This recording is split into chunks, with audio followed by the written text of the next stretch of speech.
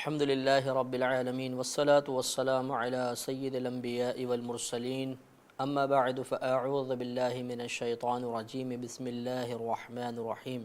پچھلے پروگرامز میں ہم نے قرآن پاک سے متعلقہ ضروری ابتدائی باتیں آپ کی خدمت میں عرض کی تھیں جو ایک عام مسلمان کے ذہن میں ہونا بہت بہتر ہیں۔ اس کے بعد اب بسم اللہ الرحمن الرحیم کے بارے میں ایک مشہور بحث ہے جو میں معلومات کے اضافے کے لیے ذکر کرنا مناسب سمجھتا ہوں کہ کیا بسم اللہ الرحمن الرحیم یہ قرآن کی ایک مستقل آیت ہے یا نہیں۔ تو اس میں تین صورتیں ہیں۔ ایک تو یہ ہے کہ ایک بسم اللہ الرحمن الرحیم وہ ہے جو سورہ نمل کی آیت نمبر 30 میں استعمال ہوئی ہے کہ جب حضرت سلیمان علیہ السلام نے ملکہ بلقیس کے نام خط لکھا تو آپ نے اس کے شروع میں تحریر فرمایا تھا کہ انہ من سلیمان و انہ بسم اللہ الرحمن الرحیم، کہ بے شک یہ خط سلیمان کی طرف سے ہے اور بے شک یہ خط اللہ تبارک و تعالیٰ کے نام کے ساتھ ہے، وہ اللہ تعالیٰ جو بہت مہربان نہایت رحم والا ہے۔ تو اس میں بھی پوری بسم اللہ الرحمن الرحیم استعمال ہوئی، تو بالاتفاق تمام مفسرین تمام فقہا متفق ہیں کہ یہ مستقل ایک آیت ہے، اس میں کسی کا انکار نہیں ہے۔ دوسرا جو مسئلہ ہے وہ یہ کہ سورتوں کے شروع میں جو بسم اللہ الرحمن الرحیم لکھی ہے پورے قرآن میں، کیا یہ ایک مستقل آیت ہے یا نہیں ہے۔ تو اس میں اختلاف ہے عند الاحناف، حنفیوں کے نزدیک یہ سورت کا جز نہیں ہے، یہ مطلب ایک مستقل آیت نہیں ہے، بلکہ یہ سورتوں میں فاصلہ کرنے کے لیے درمیان میں رکھی گئی ہے۔ اس کی دلیل یہ ہے کہ نبی کریم صلی اللہ علیہ، یہ ابو داؤد کی روایت ہے کہ نبی کریم صلی اللہ علیہ وسلم نے بسم اللہ الرحمن الرحیم کو اس وقت تک نہیں لکھا جب تک سورہ نمل نازل نہ ہو گئی، جو بھی آپ کو میں نے آیت پڑھ کر سنا، آیت نمبر 30 ہے، جب تک یہ نازل نہیں ہوئی تھی تو نبی کریم صلی اللہ علیہ وسلم اپنے خطوط میں بسم اللہ الرحمن الرحیم نے لکھا کرتے تھے، بلکہ جب بھی آپ لکھواتے تھے تو آپ یہ کہتے تھے کہ لکھو بسمک اللہم، کہ اللہ تعالیٰ کے نام کے ساتھ، تیرے نام کے ساتھ اے اللہ، بسمک اللہم کا معنی تیرے نام کے ساتھ اے اللہ، اس طرح لکھوایا کرتے تھے۔ پھر جب سورہ نمل نازل ہوئی تو باقاعدہ نبی کریم صلی اللہ علیہ وسلم نے بسم اللہ الرحمن الرحیم لکھوانا شروع کیا۔ تو ابو داؤد کی روایت میں یہی ہے کہ جب صلح حدیبیہ ہوئی اور سہیل ان کی طرف سے آئے اور یہ معاہدہ لکھنا شروع ہوا تو نبی کریم صلی اللہ علیہ وسلم نے حضرت علی سے فرمایا کہ علی لکھو بسم اللہ الرحمن الرحیم، تو سہیل نے اس پر اعتراض کیا اور اس نے یہ کہا کہ آپ بسمک اللہم لکھیں، اس لیے کہ ہمارے درمیان رحمان کا لفظ معروف نہیں ہے، تو ان کے لیے چونکہ اجنبی تھا۔ تو اس سے یہ دلیل حاصل ہوئی کہ اگر اس سے پہلے ہی بسم اللہ الرحمن الرحیم ایک مستقل آیت کے طور پہ نازل ہو چکی ہوتی، کیونکہ سورہ نمل سے پہلے بھی صورتیں تھیں، پہلے نازل ہوئی تھیں، تو اگر بسم اللہ الرحمن الرحیم ہر صورت سے پہلے ایک مستقل آیت ہوتی تو نبی کریم صلی اللہ علیہ وسلم صلح حدیبیہ سے پہلے بھی ضرور بسم اللہ الرحمن الرحیم کو استعمال کرتے، لیکن آپ نے نہ کیا۔ اس سے معلوم ہوا کہ پہلے جو صورتیں نازل ہوتی رہیں ان سے پہلے بھی بسم اللہ لکھی ہوئی ہے۔ اب موجودہ جو مصحف آپ کو نظر آئے گا، لیکن اس دور میں بسم اللہ الرحمن الرحیم نہیں تھی، اس کا مطلب یہ مستقل آیت نہیں ہے۔ اور ایک اور دلیل یہ لکھی ہے احکام القرآن میں کہ اس میں کسی کا اختلاف نہیں کہ سورہ کوثر میں 3 آیات ہیں، سب مانتے ہیں سب سے چھوٹی سورہ ہے، اور سورہ اخلاص میں 4 آیات ہیں، اور یہ بسم اللہ الرحمن الرحیم کو ہٹا کر ہیں۔ اگر سورہ کوثر میں بسم اللہ الرحمن الرحیم کو ایک مستقل آیت مانا جائے تو 4 آیتیں بنیں گی اور سورہ اخلاص میں 5 ہو جائیں گی، لیکن کوئی بھی اس کا قائل نہیں ہے، لہٰذا معلوم ہوا کہ صورتوں کے شروع میں جو بسم اللہ الرحمن الرحیم لکھی ہے وہ باقاعدہ مستقل آیت نہیں ہے، بلکہ صورتوں میں فاصلہ کرنے کے لیے لکھی گئی ہے۔ تیسری اس میں مسئلہ یہ ہے کہ کیا سورہ فاتحہ کے شروع میں، یعنی الحمد شریف کے شروع میں جو بسم اللہ الرحمن الرحیم لکھی ہوئی ہے، کیا یہ ایک مستقل آیت ہے یا نہیں ہے۔ تو احناف کے نزدیک یہاں پر بھی یہ مستقل آیت نہیں ہے، لیکن امام شافعی رحمۃ اللہ علیہ کے نزدیک یہ مستقل آیت ہے۔ وہ اس کو یعنی بسم اللہ الرحمن الرحیم پھر الحمدللہ رب العالمین، ان دونوں کو ملا کر ایک مستقل آیت مانتے ہیں، اور ہم یہ کہتے ہیں کہ نہیں، الحمد کی ابتدا الحمدللہ رب العالمین سے ہی ہے، اور بسم اللہ الرحمن الرحیم شروع میں وہی برکت کے لیے رکھی گئی ہے۔ اور اس کی دلیل مسلم شریف کی روایت ہے، جلد نمبر 1 صفحہ نمبر 169۔ نبی کریم صلی اللہ علیہ وسلم ارشاد فرماتے ہیں کہ اللہ تبارک و تعالی نے ارشاد فرمایا، یہ حدیث قدسی ہے، کہ صلاۃ یعنی سورہ فاتحہ کو میرے اور میرے بندے کے درمیان نصف نصف تقسیم کر دیا گیا ہے۔ نصف اس میں سے میرے لیے ہے اور نصف میرے بندے کے لیے ہے۔ میرے بندے کے لیے وہ ہے جس کا وہ سوال کرے گا۔ پس جب میرا بندہ کہتا ہے الحمدللہ رب العالمین، تو میں کہتا ہوں کہ میرے بندے نے میری حمد کی ہے۔ پھر جب وہ کہتا ہے کہ الرحمن الرحیم، تو میں کہتا ہوں کہ میرے بندے نے میری تعظیم کی۔ اور جب وہ کہتا ہے مالک یوم الدین، تو میں کہتا ہوں کہ میرے بندے نے خود کو میرے سپرد کر دیا۔ اور جب وہ کہتا ہے ایاک نعبد و ایاک نستعین، تو میں کہتا ہوں کہ یہ میرے اور میرے بندے کے درمیان ایک معاملہ ہے، اور میرے بندے کے لیے وہ ہے جس کا وہ سوال کرے گا۔ اور پھر جب وہ اہدنا الصراط المستقیم صراط الذین انعمت علیہم غیر المغضوب علیہم ولا الضالین آمین یہ پورا کہتا ہے، تو میں کہتا ہوں کہ میرے بندے کے لیے وہ ہے جس کا اس نے مجھ سے سوال کیا۔ تو وجہ استدلال یہ ہے کہ اس میں پوری الحمد شریف کا ذکر ہوا، اور اللہ نے فرمایا کہ نصف میرے لیے نصف میرے بندے کے لیے، لیکن اس حدیث قدسی میں بسم اللہ الرحمن الرحیم کا تذکرہ نہیں ہے۔ اگر بسم اللہ بھی ایک مستقل آیت ہوتی تو اس کا بھی ضرور تذکرہ کیا جاتا۔ اور امام مسلم رحمۃ اللہ علیہ نے اپنی صحیح مسلم میں ایک مستقل باب قائم کیا ہے، جس کا عنوان یہ رکھا ہے کہ باب حجتی من قال لا یجہر بالبسملہ، کہ ان لوگوں کی دلیل جو کہتے ہیں کہ بسم اللہ الرحمن الرحیم کو نماز میں بلند آواز سے نہ پڑھا جائے۔ اس کے تحت حضرت انس رضی اللہ تعالیٰ عنہ کی روایت لے کر آئے ہیں کہ حضرت انس رضی اللہ تعالیٰ عنہ ارشاد فرماتے ہیں کہ میں نے رسول اللہ صلی اللہ علیہ وسلم، حضرت ابو بکر، پھر حضرت عمر، پھر حضرت عثمان رضی اللہ تعالیٰ عنہ کے پیچھے نماز پڑھی ہے، لیکن میں نے ان میں سے کسی کو بھی بسم اللہ الرحمن الرحیم بلند آواز سے پڑھتے ہوئے نہیں سنا۔ اس سے استدلال یہ کیا گیا ہے کہ اگر بسم اللہ ایک مستقل آیت ہوتی تو جیسے پوری الحمد کا جہر سے پڑھنا، یعنی جہری نمازوں میں جہر سے پڑھنا واجب ہے، تو بسم اللہ چونکہ اس کی مستقل ایک آیت تھی تو اس کا پڑھنا بھی واجب ہونا چاہیے تھا۔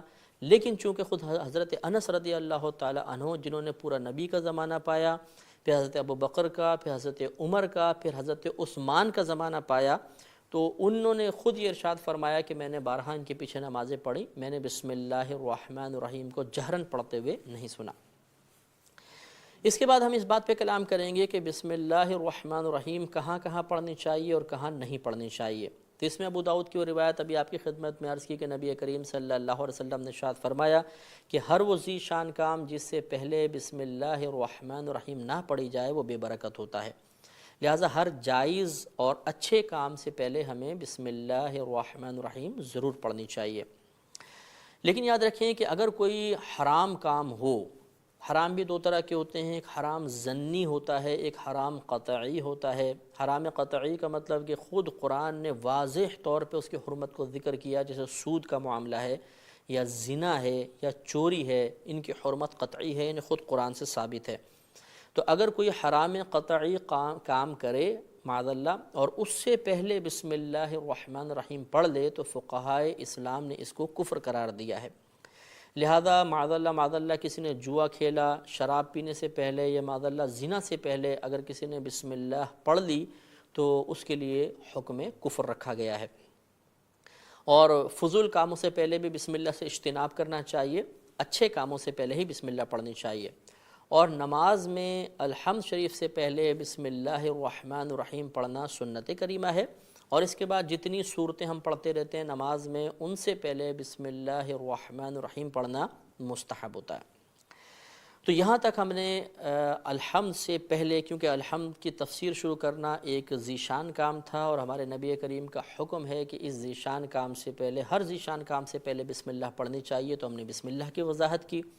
اور چونکہ اس میں وسوسہ شیطانی کی مداخلت کا شدید اندیشہ تھا کہ ہر اچھے کام میں شیطان مداخلت کرنے کی کوشش کرتا ہے، تو ہم نے اعوذ باللہ کی تفسیر بھی ذکر کی۔ اب انشاءاللہ ہم الحمد شریف کی تفسیر کی جانب آئیں گے۔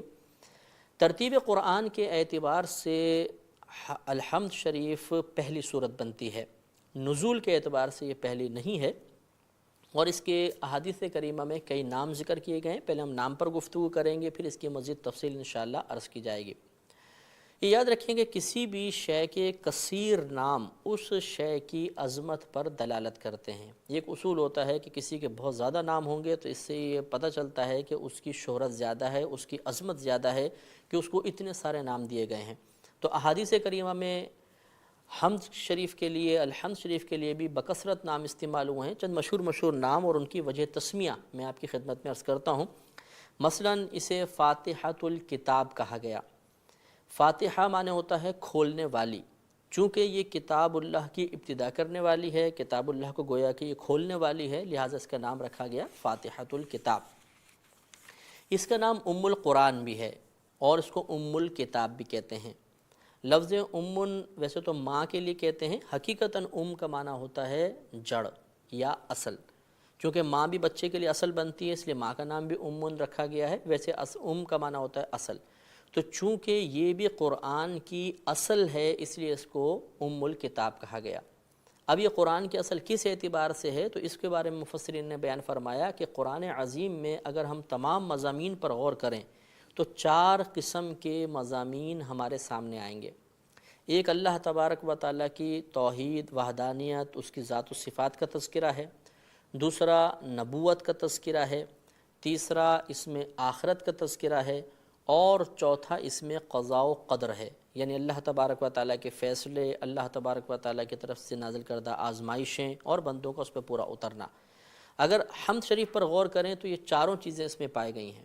الحمدللہ رب العالمین، الرحمن الرحیم، مالک یوم الدین. اس میں اللہ تبارک و تعالیٰ کی الوہیت کا بیان ہے، اللہ کی ذات، اس کی صفات کا تذکرہ ہے. پھر ایاک نعبد و ایاک نستعین، اس میں قضاء و قدر بیان کر دی گئی ہے. اہدنا الصراط المستقیم صراط الذین انعمت علیہم، اس میں انبیاء علیہم السلام کا تذکرہ ہے، کیونکہ ہم کہہ رہے ہیں کہ اللہ تعالیٰ ہمیں سیدھے لوگوں کے راستے پر چلا اور سیدھے راستے پہ چلا ان لوگوں کا راستہ جن پر تو نے انعام فرمایا، اور وہ انبیاء علیہم السلام ہے. تو نبوت کا تذکرہ ہو گیا.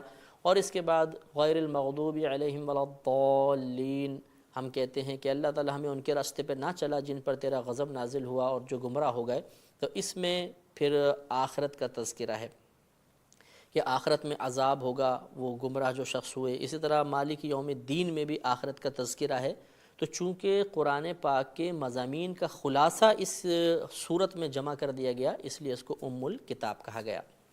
اس کا ایک نام سورۃ الحمد بھی ہے، چونکہ اس میں اللہ تعالیٰ کی حمد بیان کی گئی ہے، اس کو سورۃ الحمد بھی کہتے ہیں. اس کا ایک نام سورۃ الدعاء بھی ہے، کیونکہ اس میں دعا ذکر کی گئی ہے، اہدنا الصراط المستقیم صراط الذین انعمت علیہم سے لے کر آخر تک، لہٰذا اس کا نام ایک سورۃ الدعاء بھی ہے. اسے سورۃ الصلاۃ بھی کہتے ہیں، کیونکہ نماز میں سورت کو پڑھا جاتا ہے، لہٰذا سورۃ الصلاۃ نماز کی سورت. اس کا ایک نام الشفا بھی ہے، چونکہ اللہ تبارک و تعالیٰ نے اس سورہ میں شفا رکھ دی ہے اس لیے اس کا نام سورۃ الشفا کہا گیا. خود ایک حدیث پاک میں نبی کریم صلی اللہ علیہ وسلم نے اس سورت کو شفا قرار دیا. ارشاد ہوتا ہے کہ حمد شریف میں، الحمد میں ہر بیماری کی شفا ہے. تو ہر بیماری کی شفا کے لیے جہاں ہم دنیاوی ذرائع اور اسباب اختیار کرتے ہیں، ہمیں چاہیے کہ روحانی علاج کی بھی کوشش کریں. اس کا ایک نام الکافیہ بھی ہے. کافیہ کا معنی ہوتا ہے کفایت کرنے والی، جو دوسروں کو ہٹا کر خود کافی ہو جائے. تو چونکہ نماز میں حمد اگر ہو تو دوسری صورتوں کی بسا اوقات حاجت نہیں ہوتی ہے، جیسے فرض کی تیسری اور چوتھی میں، لیکن جو صورتیں ہیں وہ کبھی حمد کے بغیر نہیں ہوتی ہیں، لہٰذا اس کو کافیہ کہا گیا کہ دوسری صورتیں اس کے بغیر نہیں ہوتی ہیں، یہ دوسروں کے بغیر کفایت کر جاتی ہے، اس کو الکافیہ نام دیا گیا. اس کے علاوہ بھی اور بھی اس کے بہت سارے نام ہیں، سورۃ الکنز بھی ہے، رقیہ بھی اس کا نام رکھا گیا ہے، وغیرہ وغیرہ، وافیہ بھی نام آیا ہے. تو یہ بہت سارے اس کے نام ہیں، جس سے ظاہر ہوتا ہے کہ یہ سورت بارگاہ الہی میں، بارگاہ رسالت میں بہت زیادہ مقبول ہے. اس کے بہت سے فضائل بھی ذکر کیے گئے ہیں. حصول برکت کے لیے ایک فضیلت بخاری شریف جلد نمبر 2 اور اس کا صفحہ نمبر 479 پر حضرت ابو سعید خدری رضی اللہ تعالیٰ عنہ سے مروی حدیث پاک ہے، جس سے اس کی فضیلت کی طرف اشارہ ہوتا ہے. یہ کہتے ہیں کہ ہم ایک سفر پر جا رہے تھے تو راستے میں ایک لڑکی ملی. اس نے ہمیں کہا کہ ہمارے جو قبیلے کا سردار ہے اسے بچھو نے ڈنگ مار دیا ہے، اور ہمارے پاس ابھی وہ حضرات موجود نہیں ہیں جو دم وغیرہ کرتے ہیں، تو اگر تم میں سے کسی کو دم آتا ہے تو وہ آ کر علاج کرے۔ حضرت ابو سعید خدری رضی اللہ تعالیٰ عنہ فرماتے ہیں کہ ہم میں ایک شخص تھے کہ جو دم کے بارے میں کوئی مشہور نہیں تھے، انہوں نے کہا چلو میں جاتا ہوں۔ وہ گئے اور دم کیا، اور اللہ تبارک و تعالیٰ نے اس سردار کو شفا عطا فرمائی۔ وہ بہت خوش ہوا، اس نے ہم سب کو دودھ پلایا اور 30 بکریاں بطور انعام ہمیں دیں۔ اب ہمارے درمیان یہ بحث چھڑ گئی۔ ہم نے اس شخص سے پوچھا کہ کیا تم پہلے دم کرتے تھے، تمہیں آتا ہے دم کرنا؟ اس نے کہا مجھے تو کوئی دم یا منتر نہیں آتا، میں نے تو ام الکتاب پڑھ کر اس پر دم کر دیا تھا، اللہ نے اس کو شفا عطا فرما دی۔ اب ہمیں یہ بحث چھڑی کہ کیا ہمارے لیے یہ انعام جائز ہے یا نہیں، تو ہم نے آپس میں کہا کہ ہمیں اس کے بارے میں بحث نہیں کرنی چاہیے، بلکہ ہم نبی کریم صلی اللہ علیہ وسلم کے بارگاہ میں حاضر ہوتے ہیں، وہاں سارا معاملہ ذکر کرتے ہیں اور دیکھتے ہیں کہ نبی کریم صلی اللہ علیہ وسلم ہمارے درمیان کیا فیصلہ فرماتے ہیں۔ اب ہم سب مدینہ منورہ آئے، بارگاہ رسالت میں حاضر ہوئے، تمام معاملہ عرض کیا، تو نبی کریم صلی اللہ علیہ وسلم نے بظاہر تعجب سے فرمایا کہ اس شخص کو کیسے پتہ چل گیا کہ یہ ایک دم ہے، یعنی الحمد شریف دم کر سکتے ہیں۔ پھر فرمایا کہ ان بکریوں کو تقسیم کرو اور اس میں ہمارا بھی حصہ رکھو۔ اس سے معلوم ہوا کہ الحمد شریف اگر کسی مریض پر دم کر دی جائے اور صحیح اخلاص کے ساتھ کی جائے اور وہ شخص کرے جو متقی ہے، پرہیزگار ہے، تو اللہ تبارک و تعالیٰ اس کی برکت سے شفا دیتا ہے، اور اس طرح دم کر کے کوئی اجرت لے لینا یہ بھی جائز ہوتا ہے۔ اس کا شان نزول جو ہے وہ مختلف بیان کیے گئے ہیں، بہرحال مقام نزول پہ ہم بحث کر لیتے ہیں کیونکہ شان نزول اتنا قوی نہیں ہے۔ کہا جاتا ہے کہ یہ سورت 2 مرتبہ نازل ہوئی، ایک مرتبہ مکے میں، ایک مرتبہ مدینے میں، لہٰذا یہ مکیہ بھی ہے اور مدنیہ بھی ہے۔ یہ ہم نے پہلے آپ کو بتایا تھا کہ جو صورتوں کے شروع میں مکی صورت یا مدنی صورت لکھا ہوتا ہے، اس کا جمہور نے یہ معنی بیان کیا ہے کہ جو صورتیں ہجرت سے پہلے نازل ہوئیں وہ مکیہ ہیں، جو ہجرت کے بعد نازل ہوئیں وہ مدنیہ ہیں۔ لہذا معلوم ہوا کہ یہ صورت 2 مرتبہ نازل کی گئی، ایک مرتبہ نبی کریم صلی اللہ علیہ وسلم کی ہجرت سے پہلے اور ایک مرتبہ آپ کی ہجرت کے بعد، لہذا اس کو مکیہ بھی کہہ سکتے ہیں اور مدنیہ بھی کہہ سکتے ہیں۔ اس میں 7 آیات ہیں، 27 کلمات ہیں، 140 حروف ہیں اور 1 رکوع ہے۔ یہ 1 رکوع پر مشتمل صورت ہے۔ اس کے مضامین جیسے کہ ابھی آپ کی خدمت میں عرض کیا کہ اگر ہم بالتفصیل دیکھیں تو 7 قسم کے مضامین اس میں نظر آتے ہیں۔ ایک تو اللہ تبارک و تعالیٰ کی ذات اور صفات کا تذکرہ ہے، دوسرا وصف نبوت کو بیان کیا گیا، تیسرا طاعت و بندگی ہے اور اللہ تعالیٰ کی قضاء و قدر کا مسئلہ ہے، چوتھا اس میں آخرت کا بیان ہے، دعا بھی ہے، ایک وعدہ بھی ہے اور ایک وعید بھی ہے۔ آخرت کا جو انعام کا تذکرہ ہوتا ہے اس کو وعدہ کہتے ہیں، اور آخرت میں عذاب کا تذکرہ اسے وعید کہا جاتا ہے۔ تو جہاں انعام یافتہ بندوں کا تذکرہ ہوا، ہم کہتے ہیں اہدنا الصراط المستقیم صراط الذین انعمت علیہم، تو یہاں پر گویا کہ ایک وعدہ کیا جا رہا ہے، ہمیں سمجھایا جا رہا ہے کہ یہ دعا کرو، کیونکہ جب ہم دعا کریں گے، اگر ہمیں ہدایت مل گئی، ہم انعام یافتہ بندوں کے راستے پہ چلے تو ضرور فلاح و کامرانی ہمارا مقدر بنے گی۔ تو یہ ایک طرح کا وعدہ نظر آتا ہے۔ اور آگے جو مغضوب اور ضالین کا تذکرہ کیا گیا ہے، یقیناً وہ لوگ گمراہ ہوئے، ان پہ اللہ کا غضب نازل ہوا، اگر اللہ ناراض ہوا، جو مطلب مغضوب ہو گئے وہ تو جہنم میں ہیں، جو گمراہ ہوئے اس انداز سے کہ وہ اسلام کے قریب ہی نہیں آ سکے وہ بھی یقیناً جہنم میں جائیں گے۔ تو یہ ایک طرح کی وعید ہے کہ اگر کوئی خدا نخواستہ ان لوگوں کے راستے پہ چلتا ہے تو وہ بھی جہنم میں جائے گا۔ اب ہم اس صورت کے مختلف کلمات کی وضاحت اور تفسیر کی طرف آتے ہیں۔ اللہ تبارک و تعالیٰ نے ارشاد فرمایا الحمدللہ رب العالمین، تمام خوبیاں ثابت ہیں اللہ تبارک و تعالیٰ کے لیے جو عالمین کا پالنے والا ہے، عالمین کی تدبیر کرنے والا ہے۔ الرحمن الرحیم، بہت مہربان نہایت رحم والا ہے۔ مالک یوم الدین، روز جزا کا مالک ہے۔ ایاک نعبد و ایاک نستعین، ہم خاص تیری ہی عبادت کرتے ہیں اور خاص تجھ ہی سے مدد طلب کرتے ہیں۔ اہدنا الصراط المستقیم، اے اللہ تو ہمیں سیدھا راستہ چلا۔ صراط الذین انعمت علیہم، ان لوگوں کا راستہ جن پر تو نے انعام فرمایا۔ غیر المغضوب علیہم، ان لوگوں کے راستے پر نہیں جن پر تیرا غضب نازل ہوا۔ ولا الضالین، اور نہ ان لوگوں کا راستہ جو گمراہ ہوئے۔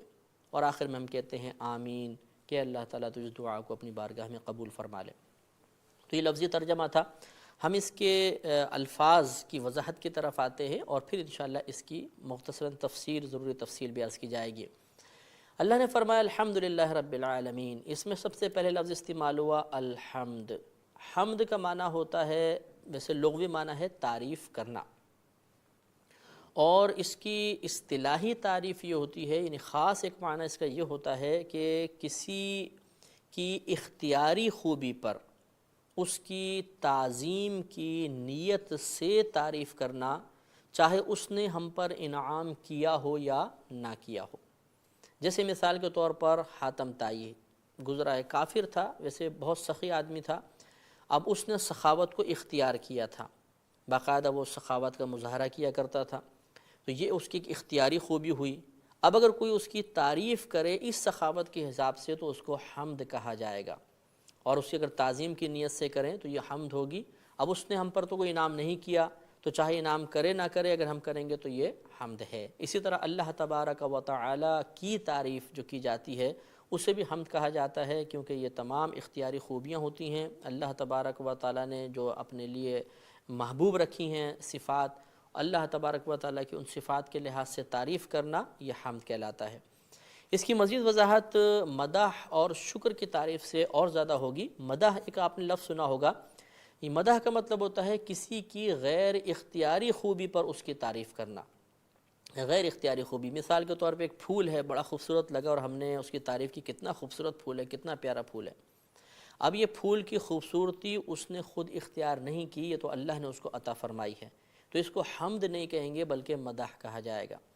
اور شکر اس تعریف کو کہتے ہیں کہ جو کسی کی انعام عطا فرمانے پر، رحمت نازل کرنے پر، احسان کرنے پر، انعام دینے کے جواب میں تعریف کی جاتی ہے، اس کو شکر کہا جاتا ہے۔